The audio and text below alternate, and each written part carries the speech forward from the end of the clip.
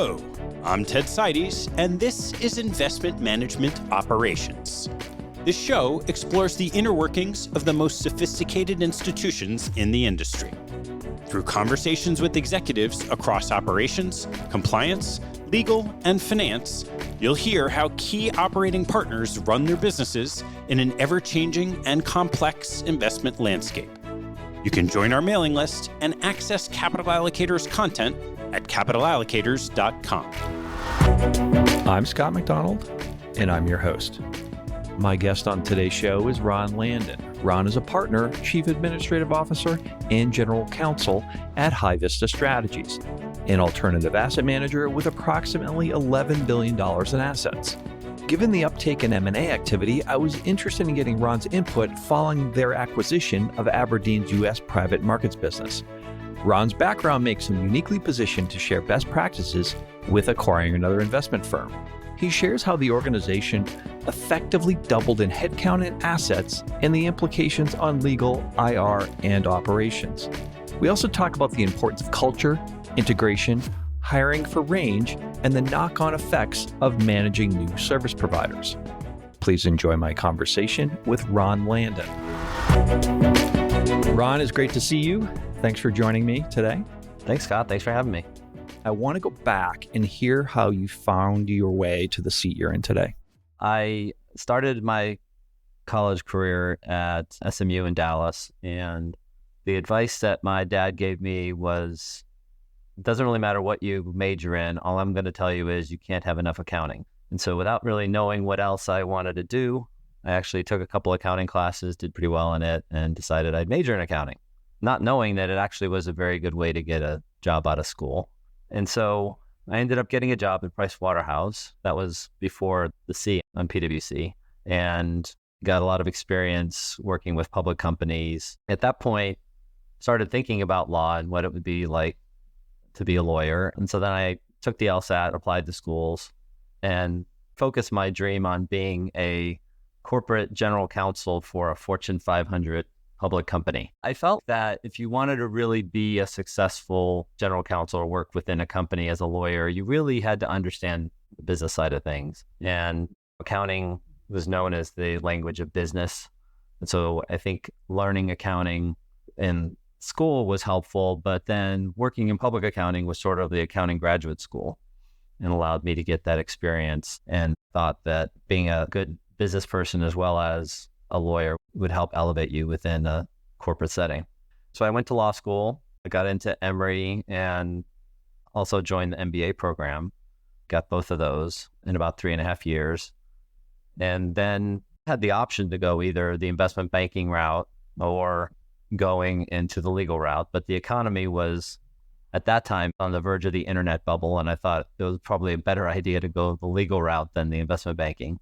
So I got a job at Jones Day, worked there for several years, started general corporate work, and then ultimately migrated into more specificity with private equity and M&A transactions.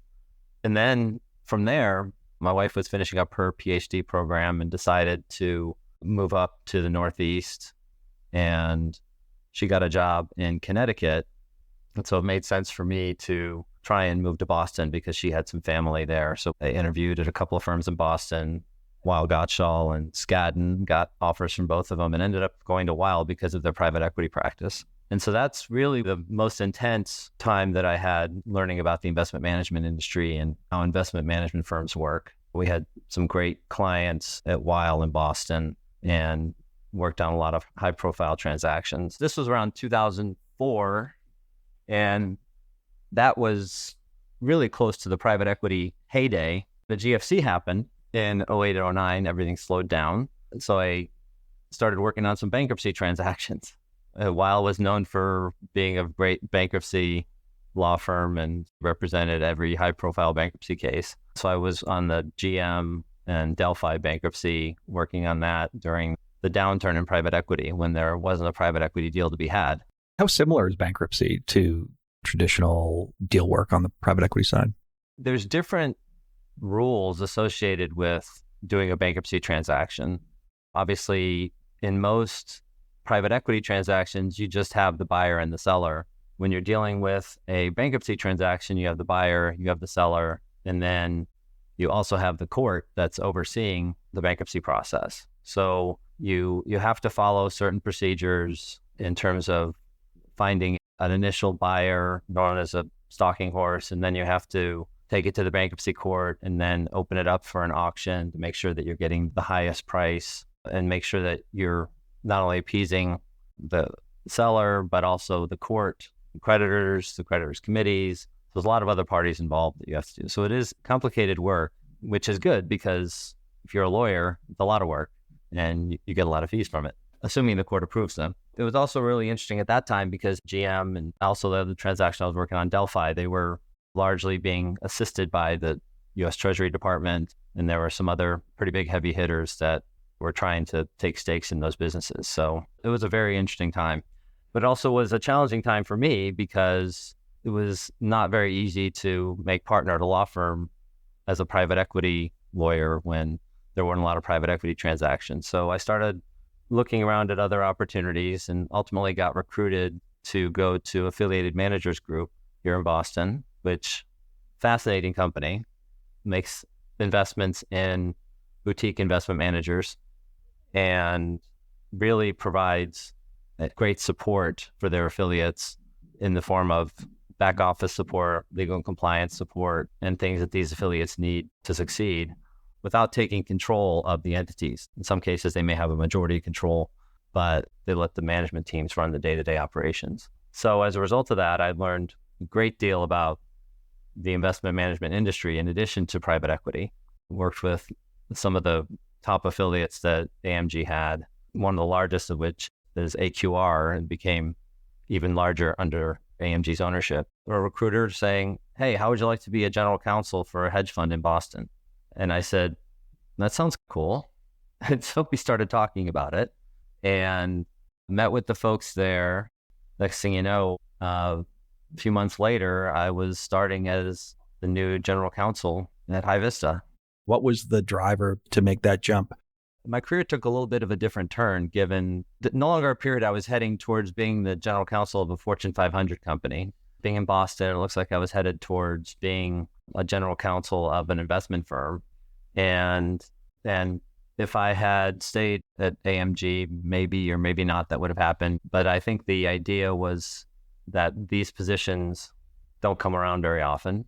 And if there's one available, I should try and pursue it and see what happens. And ultimately, it ended up being a good fit for me. I've now been there over 10 years, which is the longest I've ever worked anywhere.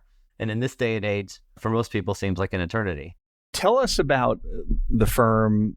So we are about $11 billion in AUM, and we're a specialty alternatives focused firm.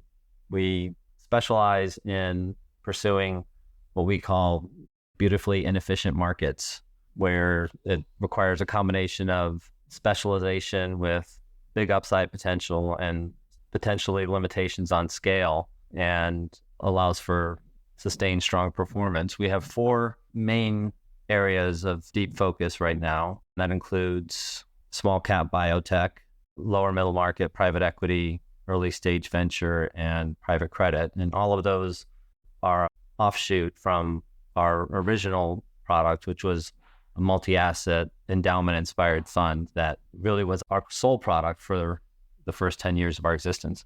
You're GC and Chief Administrative Officer. What does that mean for you guys? So CAO is really our definition of a COO, Chief Operating Officer. I was given that title when I made partner back in 2018, and that was effectively the time that I took over the supervision of the back office at HighVista, which would include legal and compliance, finance and accounting, IT, HR, and just general trade operations. What does a typical day look like for you? It's hard to view as a typical day. A typical week might be a better way to describe it. Given my role, I'm still pretty in the weeds and in the details on all the legal aspects that come from our business as being the general counsel and the primary lawyer in the group. So I spend at least part of every day dealing with legal reviews and contract reviews and things of that nature that come up. And a lot of the other part is based on supervising or overseeing the other aspects of the business. And I have some great people working underneath me. I have the periodic meetings that I call my 4C meetings, which includes my CCO, my CFO, my deputy CAO, and then myself, where we sit and we strategize about what's happening, make sure we're all in communication as to what is going on, what we expect to be happening in the near future, and where we can potentially make improvements, create some operational efficiencies and things like that. It's not necessarily just a report on what are you working on. It's really more of a report on delivering a report on where should we be going. I'm always thinking, the way that I run the operations team is I'm always trying to think a couple steps ahead. The way that we've built our operations team is never really focused on what are we doing today. It's what we expect to be doing in the future. And so when we're thinking about efficiencies, development, we're at 11 billion AUM right now. We're thinking about what changes should we make? What things should we do to get to 20 billion AUM? Even though we're only 11 here, what if we put on 2 more strategies and raise another 5 billion, or we acquired another firm with 5 billion in AUM? What would we want to have in place? How do you scale that? Because one of the challenges I see is that when you have a bunch of different products, it's really hard to know how to think about resourcing, how to think about tech, how to think about getting that right balance. Do you find that to be particularly challenging? It's a challenge when you're doing multiple things. And there is a difference between being a straight long short hedge fund, 2 and 20, and you're basically just rinsing and repeating every day. Because of the variety of things that we do, we have to both find the right people and find the right technology. And it's a constant balance and rebalancing that you find between people and technology. Every time you think about, we're going to do this new strategy or we're going to launch this new product, we think about, how are we going to support this? Do we have to hire a body? Do we have to find a third-party service provider? Or is there some piece of technology that can help us, or some combination of those? It is something that we always are thinking about and trying to find the right mix to manage each product. And in some cases, there's been some fantastic products that have come across in the last few years that have really saved a ton of time on our side. BipSync, for example, is a big one. Canoe is also another great product that has really saved a ton of time for our back office in terms of pulling cap statements, reading them, inputting them into the system and things like that. As you scale the back office from an operational perspective, have you had to recalibrate the team in terms of process workflows, or has it been pretty static?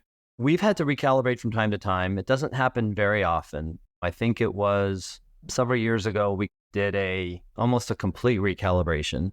This was probably in the 2015, 2016 timeframe, because we had grown to a point where we had different people doing the same things, and there needed to be a little bit more structure associated with that. So we did that probably about 8 years ago. And then every so often, when we've launched new products, when we launch a private credit fund, when we launch a biotech fund, we did have to recalibrate what people are doing, because all of those things have not only the investment perspective, where they're making the investment and then you're getting the information from the underlying investments, but then you also have the reporting aspect. So we have to make sure that all of those teams are coordinated and try and come up with the best processes we can. What makes for a good hire today for your team? The first thing you need is somebody who's capable. They need to have a demonstrated capability for what you're looking for. We've had situations where we've hired people and tried to stretch them probably further than they should have been stretched. So at the core, you need to have the experience. In addition to that, within our firm, we also look for people that have the right temperament and personality to work in this field. Sometimes that person that worked at the larger institution isn't the right fit for a boutique investment manager. You find the people that have the experience within these boutique investment managers that are used to doing more than one thing are typically more pliable and more flexible and able to stretch themselves. And then the other thing I think you look for is somebody that has the ambition, somebody who's driven and wants to do well, wants to succeed, and wants to develop their career. There's a balance there. If you hire for ambition, then you're getting what you want, but you don't know how long you're going to have that for due to that person's ambition. That is a trade-off for sure, because if you can't provide them with the career growth within, then they'll find some place where they can. And we get that. We understand that. really in all facets of our firm. That even happens on our investment team too. I did have one question, just turning to compliance. What do you think are the key elements of a good CCO today, just given the changes in the market? Wow, that's a really good question, because there's a lot of back and forth on the CCO side. I like to think that we have a great CCO, and I could probably define his characteristics pretty well. I think it's somebody who should have a passion for compliance. If you really want a good CCO, it's somebody who, even in their free time, will be reviewing SEC releases, checking the news for compliance-related articles, and just having that passion for compliance and compliance-related things. So I think that is first and foremost. On the other side, you also don't want somebody who is so tied to the rules and the specifics of the rules to the point where they don't show any flexibility or any commercial sense. Because I think a lot of these things that come up with the SEC and with examiners, there are some that are deal breakers for sure, but there are some where there's gray areas. And it's not really that you want a CCO that's going to be pushing the envelope, but you don't want a CCO that is going to prevent you from meeting your commercial objectives. The role of the CCO is just becoming more and more difficult. The number of rules you have, the ability, the technology solutions you have, you've got trying to stay ahead of human behavior and being able to stay ahead of that on something that you just don't know. And that's where the risk is, the stuff that you can't identify.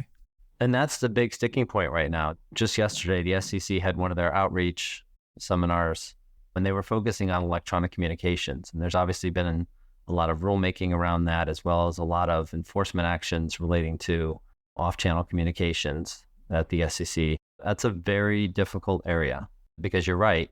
You have that variable of controlling human behavior, and it's very difficult to do. Yeah, I'm always wondering whether at some point or all Zoom communication is going to need to have note-taking and have that be recorded and saved and archived. There's a lot of these technologies that are available, AI technologies and voice recognition technologies and the like, where your inclination might be to, oh, I should record this, or I should use AI to translate this or summarize this for me. But once you do that, all of a sudden you get into this discussion of, have I now created a required record that now is subject to the jurisdiction of the SEC? I do want to turn to the recent transaction that you did with Aberdeen. It's made a big impact to your organization. I think a lot of people would love to hear best practices on dealing with transactions, because we're going to see more of it as you see really traditional managers merging with alternative managers. I think the lines are being blurred. You're seeing private equity going to Main Street. And so I think I'd love to share more about that deal. It was really serendipity that this even came across our desk. It was a team that we knew of within the Boston Circle from their days at Flag before they were acquired by Aberdeen. And then what got proposed to us is, hey, is this something you guys would be interested in? And the interesting part about it from HighVista's perspective is that we had already made moves toward the businesses that this Flag business was in. So the private equity and venture businesses were things that were on our list of things to pursue. So when it came across, it was a very similar where we thought we would go. And so it was the opportunity to get a 10 to 15 year head start on where we wanted our business to be. And they had an established team and really could be plug and play. So it just really became, at that point, it became a question of us, what did we want to do? Did we want to make or buy? And we ultimately made the decision to buy. And it's increased our AUM significantly. We went from a firm just around 5 billion to now we're almost 11. And we almost doubled our people from, we were up about 40, 45 people. And then we acquired them. There were 30 employees that came over in the transaction. How did you navigate doing a transaction of that size? You have culture, you have assets, you have transactions on top of your day-to-day job. It was a challenge for sure, especially when you're in a small firm, word travels fast. And so it really was the type of thing that was, you only brought people into it on a need to know basis. So the only people that really worked on it were need to know which basically meant that the people that needed to know were also doing all the work. When it first started, there were probably 3 of us that knew what was happening, and then it got to 5 and then maybe 7. And it was a very slow crawl to get it out to people that this was happening. And so the good news is we had a lot of the legal aspects, such could be handled by outside counsel, but it meant doing double duty for a period of time. And it meant that some of our calls were after hours or on weekends when we were talking about the deal specifically or negotiating over the course of that period. And it's hard because you kept on, for me anyway, people would be wondering, what are you working on? Oh, I'm just doing some management company things, without being too specific, because having worked on private equity deals and deals in my history, I've seen them fall apart at the last minute. I've seen them fall apart and arise 24 hours later. So you just never know how things are going to go. So it wasn't until a point where we really had agreed on a term sheet and had a commitment to get a deal going that we started to bring other people into the fold. And even then, it wasn't the broad communication. It was 1 or 2 people at a time just to get it through. I think there's more of a challenge if you're being acquired than acquiring, but people tend to get frozen. They get distracted. They go to the negative. Oh, am I going to lose my job? It's like trying to manage that. You're trying to create a combination that is 1 + 1 = 3 or more. And it's hard. You're exactly right. And it's funny that you use that term 1 + 1 = 3, because that's what Andre Perold, our CIO, would always refer to it as. Maybe I picked it up from him. It's possible. Sometimes you're just so far into the weeds of the transaction and just getting it through. You do have to be careful on both sides, because when we were doing this, the hidden message that we were getting, the seller's employees and our employees were both, that once this happens, my job's in jeopardy. It should have crossed my mind, but it didn't really cross my mind, because I felt like we both had pretty lean teams. We didn't have excess employees and people were doing different things. So we did have to provide some reassurances to people that that wasn't the case. And if anything, again, referring back to my thinking ahead, we weren't doing this to shrink or shrivel up. We were doing this to grow. And if we wanted to stay on our growth path and the growth trajectory, the thought of cutting our employee base by some arbitrary number just wasn't in the cards. We needed to build that foundation so that we could grow bigger. We're going to close this deal, have 10 billion in AUM with 75 employees. What if we get to 20 billion in AUM with only 85 employees? It's that sort of thing. Did you feel like it was a culmination of all the things you had learned along the way? Yes, without a doubt. Selfishly, it was my time to shine within our firm, because I had done deals previously within my private legal career. And now here I was in-house at a firm, and I was on the acquisition side.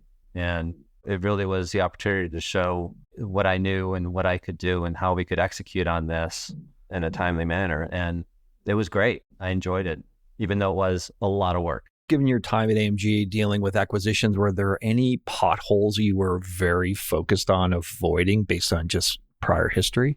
Honestly, the biggest pothole that you have in any type of transaction like this are the people. And I think it just meant that we needed to be focused on the people that we were hiring effectively and looking at the business and just making sure that the business also did not have any material contingent liabilities that were going to pop up later on that could cause us problems, or any contractual commitments that would get in the way. The good part, it was a lift out of a larger organization. And I think most of the financial commitments, even for this part of the team, were made by the parent company and not by the manager that we acquired. But that also created some complexities with some of the contractual issues that we had, and making sure that we had everything that we needed to operate the business on day one. Were you assigning effectively the GP from one entity to another? Is that the implication? Yep. And in fact, now today, quasi-independent investment managers, we have one that's HighVista Strategies, is our original investment manager that's registered with the SEC. And then we have another one that's called HighVista Private Capital Management that has a separate ADV. And so we're running both of them in parallel. How was the process? Did you have to go out and get consent in doing all that with the underlying investors? Yes, we did. The good news is the sellers largely controlled that process, since it was their investors at the time and they were communicating with them.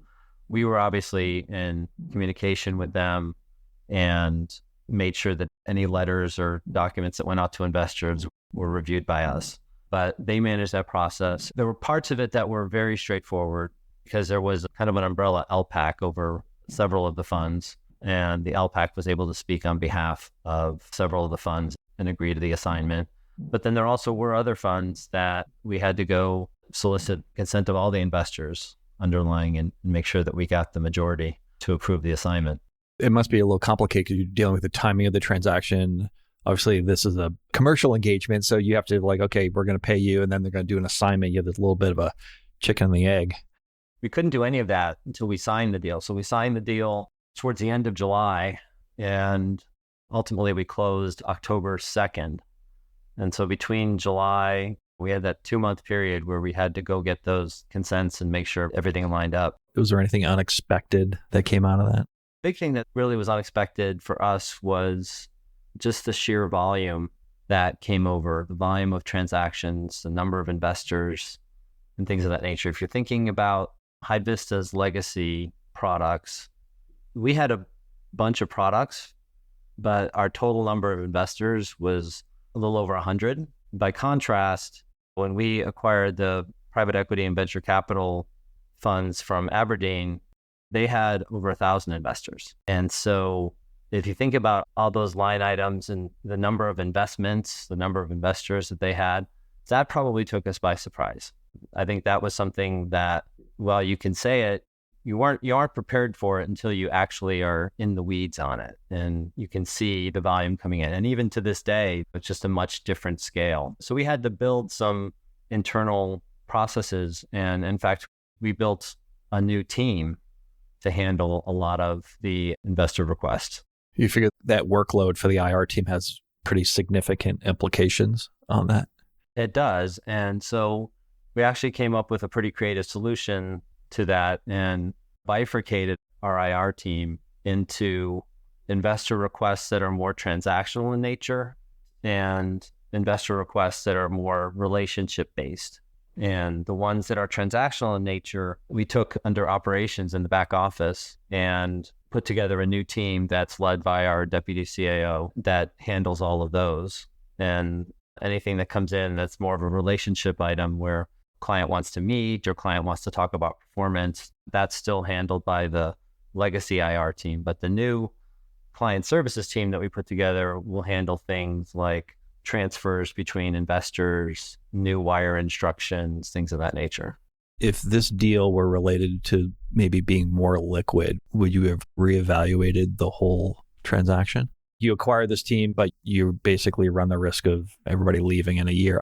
Absolutely did. In fact, I saw some of that at AMG because there were some transactions that AMG did that were more closed-ended funds here where you do have the capital locked in for a period of time. But then there also were some acquisitions that AMG did where that wasn't the case. And I think when you have it where it's not the case, and there is a risk that investors or employees or investment teams may leave, you have to build in more incentives into the agreement. That may have dictated that you pay less cash up front for the deal and you have more contingent consideration. And you look at it maybe a year later or maybe 2 years later to see what's the asset retention been. Has the business retained all of its revenue sources the way that you expected? What about service providers? So did you consolidate or how did you factor that into the transition? We didn't consolidate from day one. I think our initial plan was to really have business as usual starting day one and then evaluate the service providers over the course of the coming months, years, et cetera. And I think that's working well. We've learned a lot about both our service providers and the ones that we acquired, some of which we've been able to rationalize, but others I think are probably still in an evaluation mode. And ultimately, our primary goal really to do both, have service providers that provide operational efficiencies for us at a reasonable cost. And on the flip side, we also want to have service providers that improve or enhance the investor experience. Some of the contracts that we have that we acquired still have time periods associated with them, but we're certainly evaluating what changes we should or could make when those contracts expire. In some cases, we've doubled down on the service providers that we acquired. In some cases, we've doubled down on our legacy service providers. It gives us an opportunity to reevaluate which ones are best for our business. Well, especially given your breadth. So you have private credit, you've got venture, you've got private equity. My experience is really hard to find one provider who does all of those things best in class. That's right. We currently have 2 fund admins, for example, and one is really good at closed-end funds and one can do more than just closed-end funds, and question of what we should do about that. But you're right. It's hard to find a one-size-fits-all solution when you're doing so many different things. I want to turn to culture. This is probably the most important piece of the conversation in my mind, just given that we are in a people business. Would love to hear your thoughts about how you guys made sure not only did the assets fit for the roadmap, but also you had the right people that were going to integrate with your existing team, because culture is a custom job. Everyone says culture first, but everyone has to define their own organization's culture. Agreed. And especially with us, sometimes you hear about investment firms, they're started by 1 or 2 people, and the culture is dictated by those 1 or 2 people, and that's what it is. And because our origination and our existence has largely been more consensus-based, more collaborative, and not necessarily tied to 1 or 2 people, our ownership has changed over the years. It's important to maintain that collaborative culture. We were very focused on that because we did not want to bring a team in that was going to destroy the culture that we had built all these years. Because we knew the team separately from this transaction, our initial read was that it was a cultural fit, but it did require us to dig in, have more meetings, have more discussions, not just about, hey, what did you do this weekend, but really about philosophy, whether it's investment philosophy, hiring philosophy. Let's hear about your team. Who are the strong people on your team? Where are the weak people on your team? Things of that nature. And so because of those discussions, we felt like we had a really good grasp on their culture. And after we signed the deal, but before closing, we typically have an outing in the summer. We brought their entire group over to join us for the outing so that people could meet each other on an individual level. And that was one of the last opportunities for us to look at this and say, okay, is this going to work? We got incredibly positive feedback from their side and from our side. It just was really a good blend of people with very similar ideas, and both from a hiring perspective, similar investment perspective, and all across the board. And what about investment process? Does each group have their own, hey, I found this transaction, found this deal, found this manager, I'm going to elevate it to the IC. Did you have to recalibrate? Did you harmonize, or does everyone have their own workflow? We've done a little bit of both. We have investment processes that are customized for each of the products that we have. And so, as you might expect, we're not going to have the same 2 to 4 people approving every investment, but we do have different committees for each one of our primary products that meet regularly. And we've actually found ways that they did things maybe a little bit more structured than we did. And then we found that we did things a little more structured than they did. So we've blended them, but then we've also kept things separate. Neither one of us wanted to upset the apple cart too much because we both had been successful doing it our own way.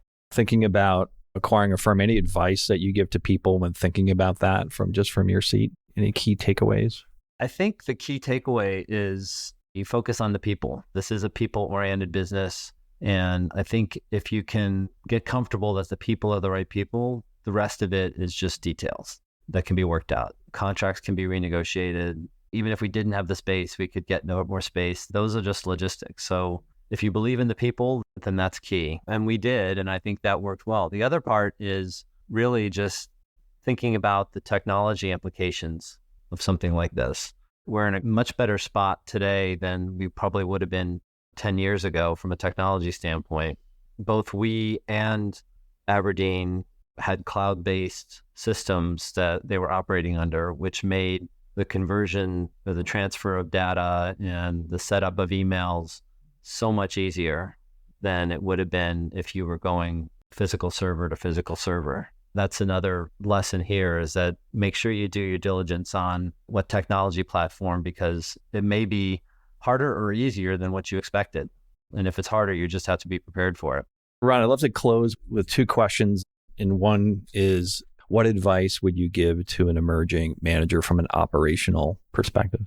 I think the advice that I would give is to meet with as many COOs in the industry that you can and formulate a plan that's a best-in-class plan based on your intended strategy.